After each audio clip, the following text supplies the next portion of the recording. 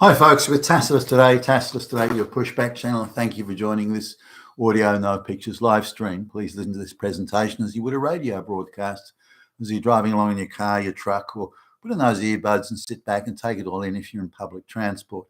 In this essay, I'd like to talk about this idea, and we're constantly hearing about this, that there's where democracy has gone, the people voting to choose their government and their leaders, that's also yesterday.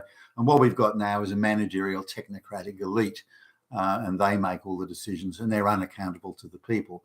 They may be and probably are accountable to the globalist cabal, and we have to assume that the globalist cabal itself is the upper, represents the upper reaches, if you like, of this technocratic managerial elite. But what do we actually mean by that? Do we mean there's a there's a bunch of experts who are making decisions? They really know their shit. Is it just a bunch of unaccountable goons? Is it just ideological fanatics enforcing their ideology? What is it exactly? Is it just in effect a revolutionary government of sorts that doesn't rely on and doesn't need to be legitimized by the support of the people? So what do we actually mean by a managerial technocratic elite? So that's what this essay is about.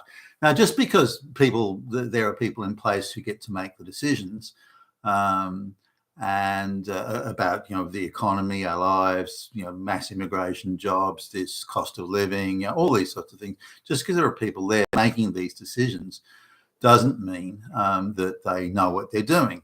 Are they driven? Because if they're not accountable to the people that either benefit or suffer from their policies or their managerial edicts and so on, if they're not responsible to those, but then who are they responsible to? Are they just responsible to the ideology of globalization?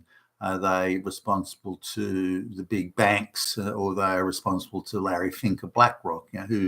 Where does the responsibility and, if you like, the head of power, where does it lie? And who are just administrative flunkies doing what they're told? The prison camp guards, if you will, and who are the people who actually make those decisions? Now, remember, a failed policy or process will be something that does not benefit the people that are making the decisions, whereas accountable government has, in the large part, to make decisions that benefit the people that they're responsible to, the electorate. Now, that chain of accountability has completely broken down all across the West. It used to be quite pronounced, but now it's broken down. And I think the process of the net process of dismantling that accountability began, I suppose, around 1980, between 1980, depending on which country you're in. Earlier, I guess, if you're in the United States, but later if you're. But it probably began in the US with, say, the getting rid of Richard Nixon would have been sort of the beginning of it. You could say that the getting rid of Nixon, I think, is when it really began to bite, and then happening a little bit later in other countries, like it happened in the early 1980s in Australia, for example, and probably somewhere around the same time in Britain, that breaking that chain of accountability. So there's no doubt that the accountability of the people has gone. What's replaced it? Is it this technocratic managerial elite? Do they even know what they're doing? Now, the power of various institutions has increased or has not diminished. The public service, for example, across the West, which has been infiltrated and taken over by the globalists, they perceive themselves as an elite, even the ones that aren't that well paid, but they maybe have a job for life, that sort of thing. They fancy themselves as an elite, and part of their fancying themselves as a special, especially gifted elite, and many of them, in fact, believe that they're seriously fucking smart. Whoa, I'm so clever, they say to themselves. Now, if you're meeting public, so particularly ones more up in the upper echelons, their opening thing isn't, how are you, Billy Bob? It's a nice day. Isn't the weather wonderful? Their opening salvo is, or their opening greeting, it's like a public service managerial elite handshake. Oh, Billy Bob, where did you go to university? Oh, do you know Professor so-and-so? That is their opening. That's it. Now you can set your clock by this. That every one of them will start that way, and it's almost comical. that's their, we went to university and we studied gender studies, so we're now qualified to run the world. Now, in the leftist globalist fantasist view of things, the managerial elite should consist of lesbian school teachers, for example. So they've got an odd blend of low bar, not high bar or rigorous educate, low bar educate. Do you have a certificate or not? Whether that's achieved through low bar affirmative action, who cares? Do you and are you part of a marginalised group? Are you a black lesbian, for example? And this alone, these two things together, supposedly give somebody the education and the lived experience and the exposure to correct ideology. So we're not looking at a managerial elite that's qualified to do anything. They're just ideological hack goons who fancy themselves as geniuses. Now, these are people typically who wouldn't have gone to university in the days of a rigorous education where it was strictly pass or fail. So they've taken, well, we now have the trappings of what the really clever people used to have. They had to do it through merit. We now do it through affirmative action, but we're actually morally superior to them because we've managed to turn everything on its head, which means we've devalued them but increased our own value immeasurably, and we are now the new guardians of what's true, correct, and we are the new advanced guard of the paradise. It's, putting in place the globalist paradise. Now, the globalist paradise may mean that we're all very much poorer than we once were. It may mean that medical services that we once could take for granted we're now well out of reach. It may mean that we have to live 100 people to a room, and it may mean all of those things, but God damn it, black lesbians are equal with those straight white nats. So they've got a very twisted and perverse view. So we can be satisfied this technocratic managerial elite. I mean, technocratic, I don't even like that. Is really an ideological cratic managerial elite, and they're managerial in the sense they're not accountable to the people. And they're only accountable for implementing and putting in place the globalist project.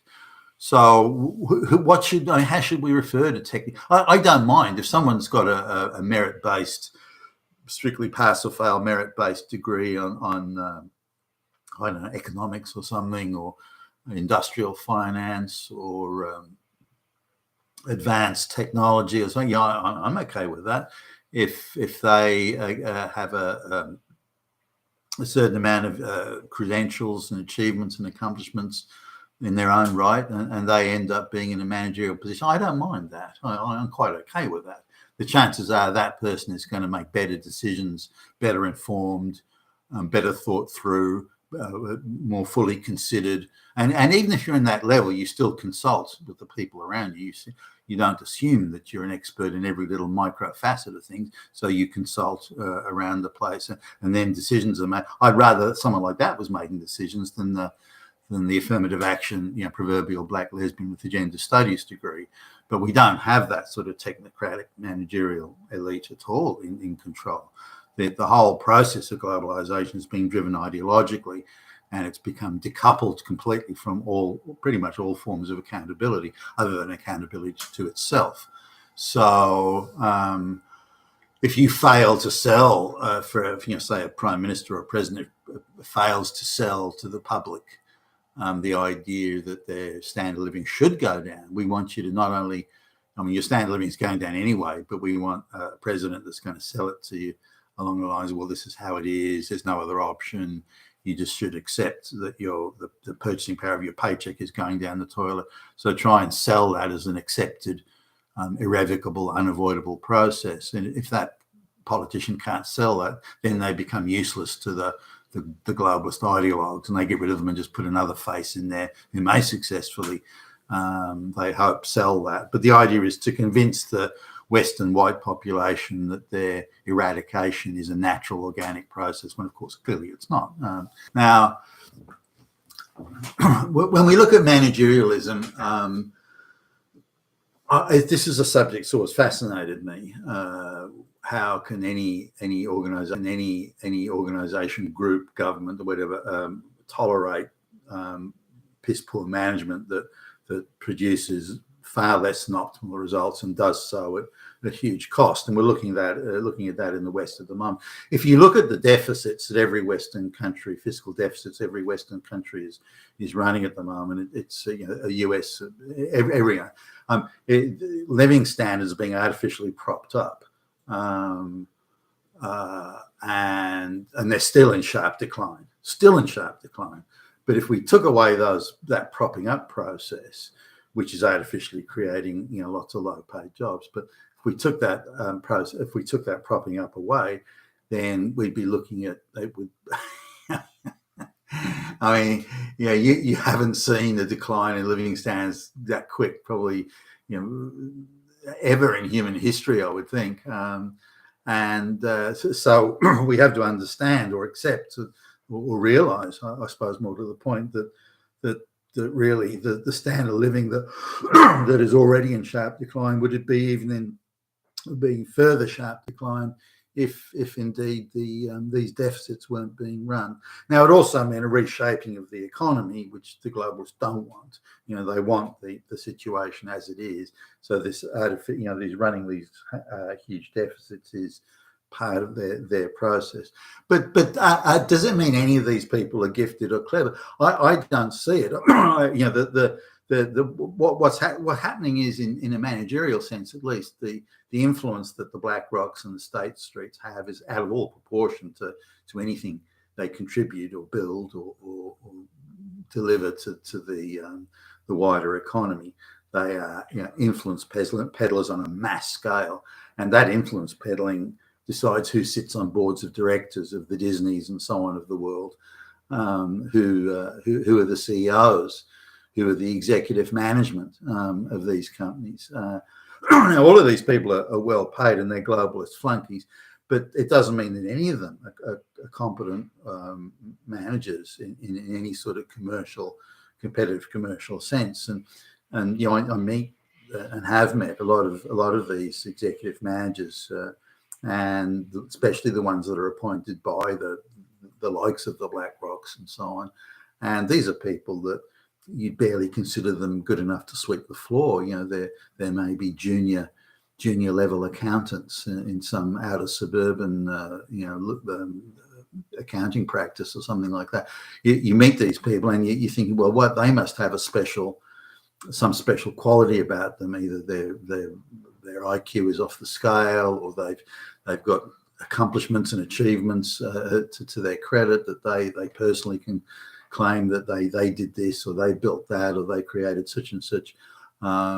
Or there's maybe, some people say they're really good chairmen of the meeting, that they're very good at bringing people together and pacifying and making sure egos don't get bruised. They're good at making things happen and getting people together and directing them towards an objective. There are a number of ways you can look at people and say, well, they have this gift, and maybe they're a little bit deficient in other gifts, but they have this and not that.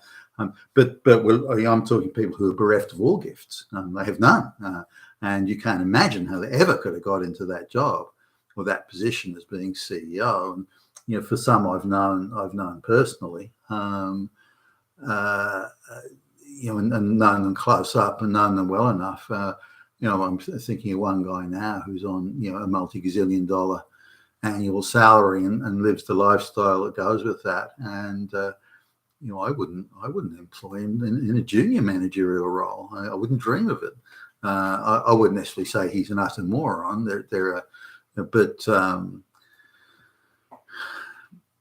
I cannot think of a single factor about this guy and others. I mean, I'm singling him out that I would say, well, gee, no, there's a real chief executive. Here's a guy who's really none. So we're looking at a very low quality. We're looking at people being installed in this technocratic managerially, not because they're technocratically managerially competent at all. It's because they're ideologically on board with the thing. Now, whether they're ideologically on board or they're just going, wow, I couldn't make anywhere near this amount of money in the real world, and these globalists, they want to pay me 20 times what I could get in the real world.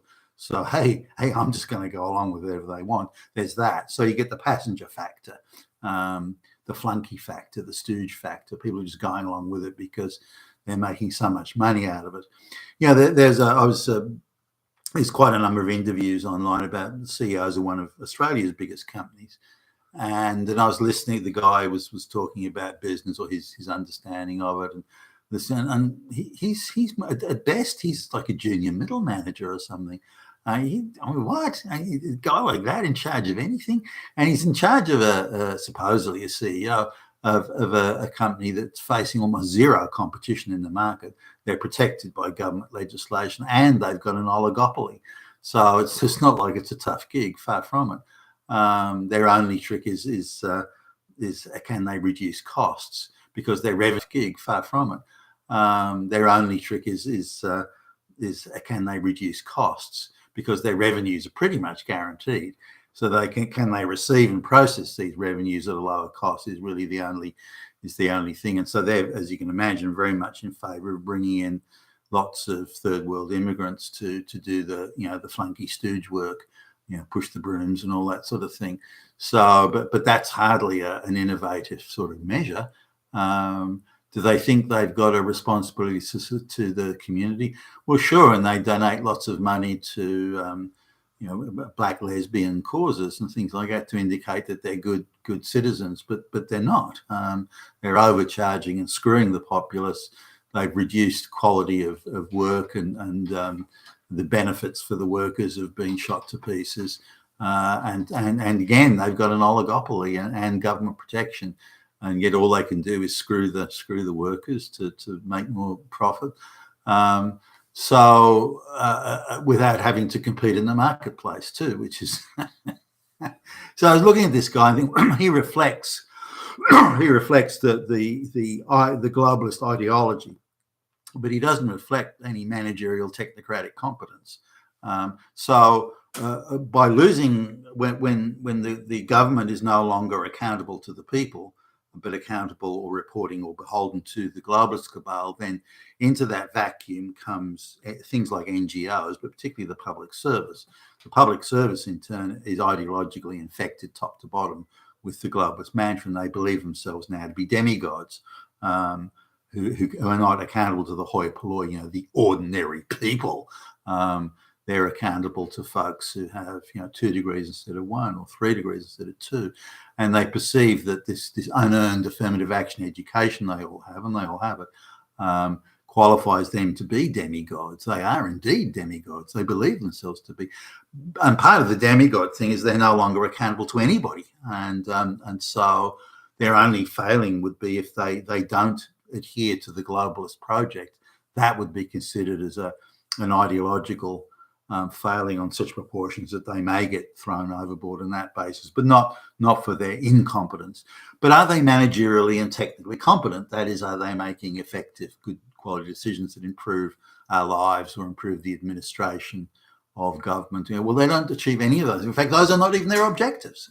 Their objectives are to enforce and implement the globalist project, whether that means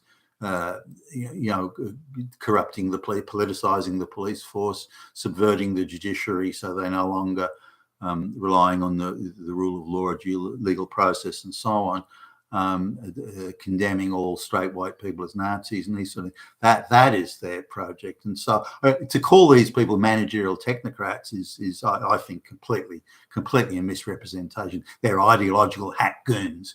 And I think we need to understand and come to terms with the idea that all accountability has been lost, and we're being administered and run now by a bunch of ideological fanatics. And whether that's Keir Starmer in the UK or the head of the police force or the head of the courts. I mean, consider this in the UK at the moment, that the Prime Minister just say, well, I want those people quickly arrested, and I want them dragged into court, and I want them thrown in prison. And that the police and the courts, supposedly independent, apolitical bodies, just jump to comply with an edict. Now, there's no question that Keir Starmer reports to the globalists. There's no question that he admits it. He prefers Davos over having to deal with the Parliament of the British people. So that's what we're talking. That's the managerial technocratic elite. It's not a managerial technocratic elite at all. It's a ideological fanatical elite, and they represent and are beholden to the globalist cabal. You've been a tacitus today. Your pushback challenge. Thank you for listening.